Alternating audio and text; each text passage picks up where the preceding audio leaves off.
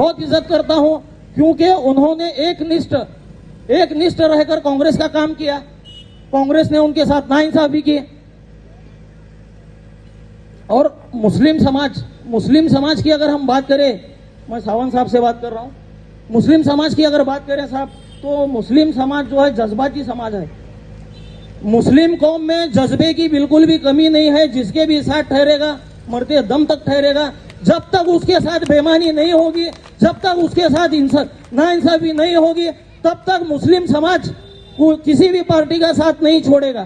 तो मुझे मेरे कौम के, मेरे समाज के लोगों को यह बताना था कि अगर तुम लोग तुम्हारा फैसला अगर नहीं लेते होंगे, तो आने वाली पीढ़ी जो है, आने वाली जो नस्ल है, हमारा जो आने वाला कल है, हमारे बच्चे हैं, हमें उनका भी सोचना है, उनका फ्यूचर भी सोचना है। तो उसी को मद्देनजर रखते हुए मैंने ये फैसला लिया कि मैं समाज के अगेंस्ट जाऊंगा। समाज के अगेंस्ट जाकर मैं शिवसेना में प्रवेश करूंगा। मेरे साथ आज मेरे समाज के कुछ लोग हैं। आने वाले वक्त में इंशाल्लाह मैं उनको कन्विंस करूंगा, उनसे बात करूंगा।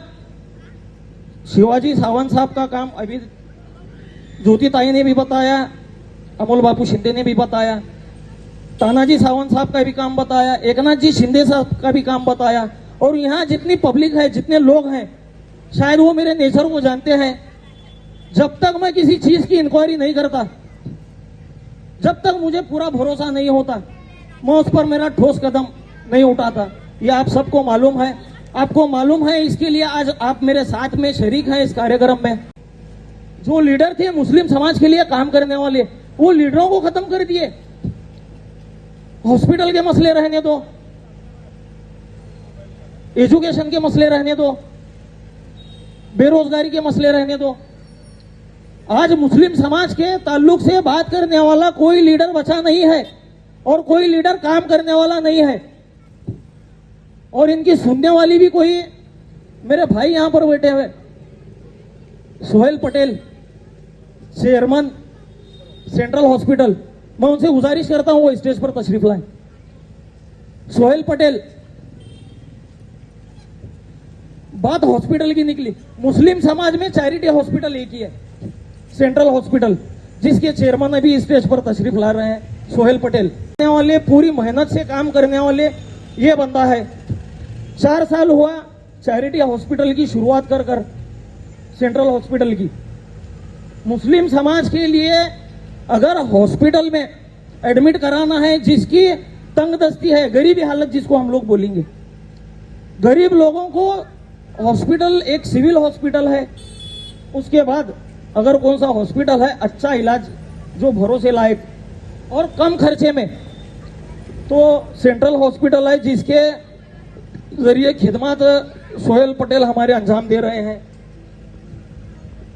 तो सोलापुर में मुसलमानों की समस्या सिर्फ, मुझे जहां तक लगता है, डेवलपमेंट की जब बात होती है, डेवलपमेंट में हम लोग यही सोचते हैं कि रोड बने, लाइट का इंतजाम रहे, पानी का इंतजाम रहे, ड्रेनेज लाइन का इंतजाम रहे।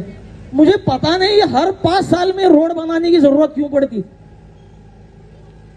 हर 5 साल में ड्रेनेज लाइन का काम करना क्यों जरूरी रहता, हर 5 साल में जो वाटर लाइन, वाटर सप्लाई जिसको पानी की लाइन बोलेंगे हम लोग, कहीं ना कहीं कुछ ना कुछ मेंटेनेंस निकला रहता है।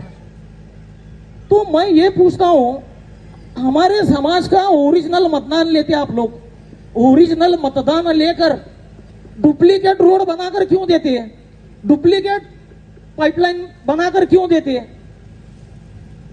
और हमारे जो समाज को आप लोगों ने ना सिर्फ इसी में बना के, इसी में उलझा के रखा है। Road, light, water line, drainage line.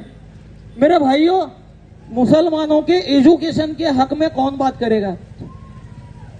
उनके एजुकेशन के सिस्टम के ताल्लुक से कौन मुद्दा उठाएगा, कौन बात करेगा?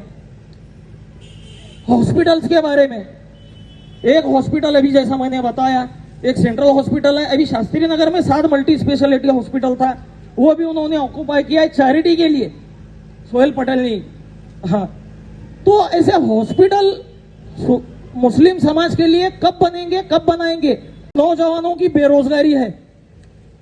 आज मुस्लिम तबके में इंजीनियर्स मिलेंगे, डॉक्टर्स मिलेंगे, डिप्लोमा होल्डर मिलेंगे, आईटी फील्ड से मिलेंगे, टेलीकम्युनिकेशन से मिलेंगे, टीचर्स तो मैं खुद भी टीचर हूं, अनएम्प्लॉयड हूं। हाँ, बिजनेस में मेरा ज्यादा रुझान था। तो जहां तक मुझे पता है 2008 के बाद भर्तियां बहुत एकदम रेयर हो गई टीचर्स की। तो अनएम्प्लॉयमेंट का इशू कब खत्म होगा सोलापुर से? 35 साल राज किए हुए सोलापुर पर, गृह मंत्री पद भी भोगे यहां से। जब आपको जिताकर लाने का जिम्मा उठाया, शिंदे साहब की बात कर रहा हूं मैं, मुस्लिम समाज ने, पूरे समाज ने मिलकर आपको सोलापुर शहर से लेकर केंद्र दिल्ली तक पहुंचाया। और आपने सोलापुर को कहां पहुंचाया? सोलापुर के अवाम को, सोलापुर के मुसलमानों को, इतर भी समाज है उसमें, आपने क्या काम किया उनके लिए? आईटी सेक्टर होने चाहिए थे यहां पर।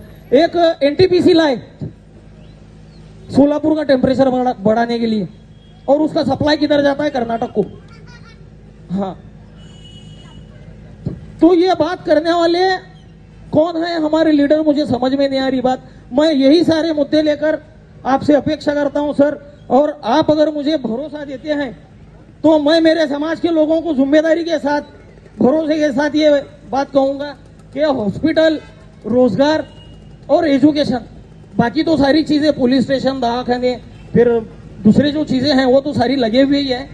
मुझे ये 3 मुद्दों पर बात करनी थी। आप जिम्मेदारी के साथ मुझे आप जबान दे दें, मैं मेरे समाज को आपके साथ में जुड़ाने की पूरी से पूरी कोशिश करूंगा। मैं तो आज जुड़ा हूं, कल से और मेरी ज्यादा कोशिश रहेगी। और जहां तक बापू साहब ने कहा, अमोल बापू शिंदे ने, कि मेडिकल कैंप लेना है, बुधवार का टाइम कन्वीनियंट रहेगा शायद। हाँ, तो काम करने वाला बंदा हूं, आप जितना काम मेरे से लेंगे मैं करना चाहूंगा। हाँ, पब्लिक के लिए भी, समाज के लिए भी, और पार्टी के भी लिए। हाँ, और यहां पर एक वादा ये भी करूंगा, दादा का वादा है, पार्टी के साथ भी निष्ठावंत रहूंगा और मेरे समाज के साथ भी निष्ठावंत रहूंगा।